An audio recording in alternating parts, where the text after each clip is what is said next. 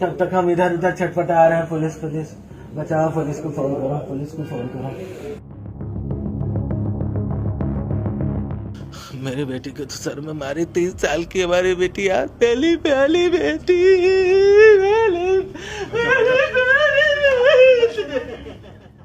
जमीन का विवाद आजकल घर घर की समस्या बना हुआ है। अब इसी से जुड़ा एक मामला यूपी के इटावा से सामने आया है, जहां एक पिता ने अपनी बेटी को मकान और 20 बीघा जमीन तो दे दी, लेकिन इसी मकान और जमीन ने बेटी की जान ले ली।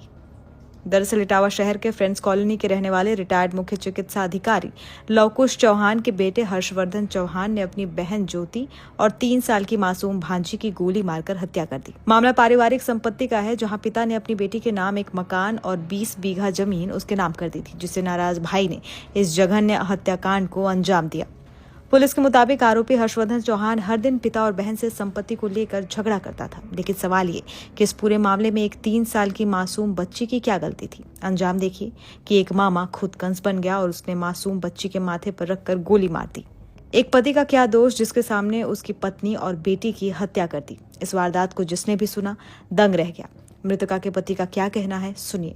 क्या घटना हुई आज पूरी बताइए। घटना ऐसे हुई कि सब कुछ ठीक था, बीच में घरेलू हिंसा में इसकी हर्षवर्धन की पत्नी एक घरेलू हिंसा का मुकदमा लेके एक पक्षी आ गई थी।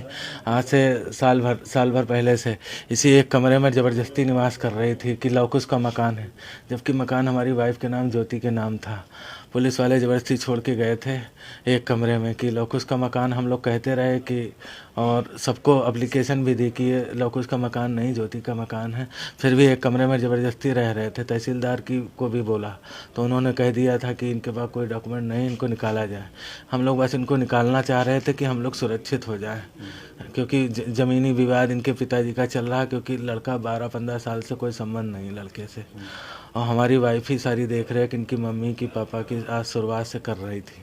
और क्योंकि ये सीनियर बुजुर्ग हैं, ओपन हार्ट सर्जरी हो चुकी है, तो वही रह के उनका देखने वाला करने वाला कोई नहीं है, तो वही यहीं परमानेंट शुरुआत से रह रहे हैं। शादी हमारी 19 में हुई थी। 19 से तब आज शाम को फिर क्या हुआ था?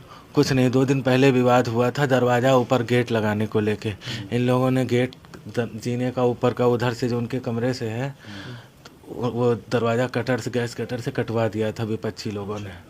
तो फिर वही पुलिस के पास कई बार गए कि गेट लगवा दीजिए सुरक्षा के नाते। गेट नहीं लग पा रहा था, तो वही उसी का फिर ज़बरदस्ती उस दिन उन्होंने कहा गेट लगवाएंगे, तो वही बहस हुई तो डायल 100 आ गई थी। आज कुछ नहीं था, कोई विवाद नहीं था, सब शांति से थे। वो अपने कमरे में रहते थे, हम लोग इधर नीचे ऊपर रहते हैं। वो एक कमरे तक सीमित थे। बस अचानक मैं लैपटॉप पे काम कर रहा था, हमारी बेटी खरगोश आज लेके आई थी मम्मी के साथ अपनी, तो वो अपने खरगोश के साथ खेल रही थी। फिर क्या हुआ? एकदम खरगोश के साथ खेल रही थी, कुछ नहीं हुआ। फिर तब तक उनके दोनों लड़के आ गए, मेरे ऊपर बंदूक से फायर कर दिया। हर्षवर्धन यहाँ कट्टा लिए हुए थे, वो मेरी वाइफ के ऊपर गोली उन्होंने चलाई।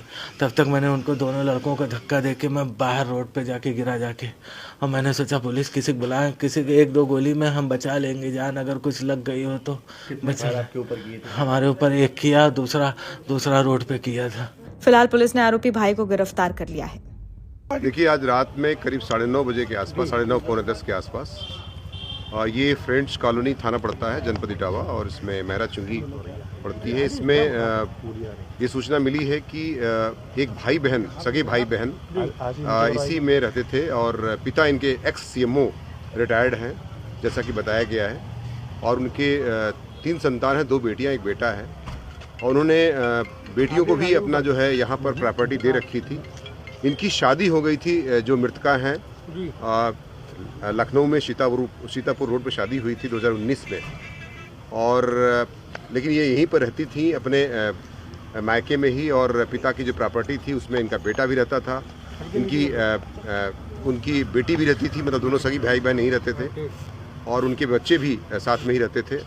तो आज 9:30 बजे पौने 10 बजे एक उनके भाई पर जो हर्षवर्धन चौहान है पर आरोप लगा है कि उन्होंने जो है अपनी बहन पर अपने परिवार सहित कुछ और लोगों के साथ आए थे और फायर किया, जिससे जो है उनकी ज्योति की मौके पर ही मृत्यु हो गई है, तथा उनकी बेटी जो 3 साल की है वो अस्पताल में उसकी मृत्यु हो गई है इलाज के दौरान। तो 2 लोगों की मृत्यु हुई है इसमें और